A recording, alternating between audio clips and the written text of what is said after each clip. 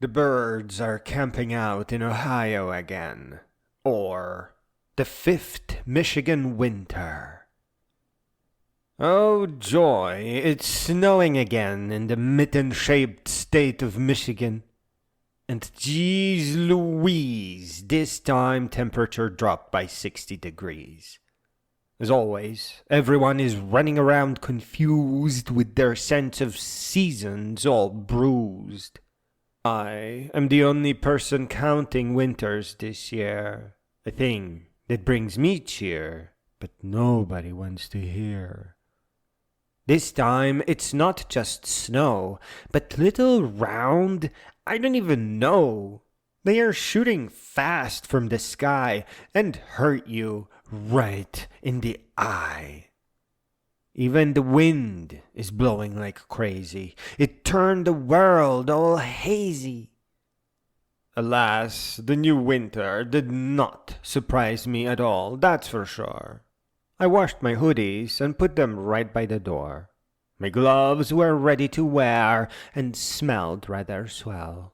And now I am washing my winter hat and preparing a meal for the local alley cats. Bless their chipper little souls, I also left extra peanuts for the now furious local squirrels. The geese that just settled in the middle of the lawn both flew off with an old man groan. All the creatures with a feather are in Ohio enjoying the much nicer weather. And the birds were right to leave. Early Michigan winter can only deceive.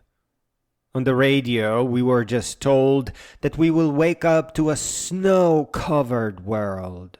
Feet and feet of snow stacked up high, dumped with an angry thud from the sky. Rarely, however, do we have 6 winters, and the 5th one always quickly melts and whimpers. One thing for sure is that the harder it will snow, the sooner it will all melt and just go. Surely,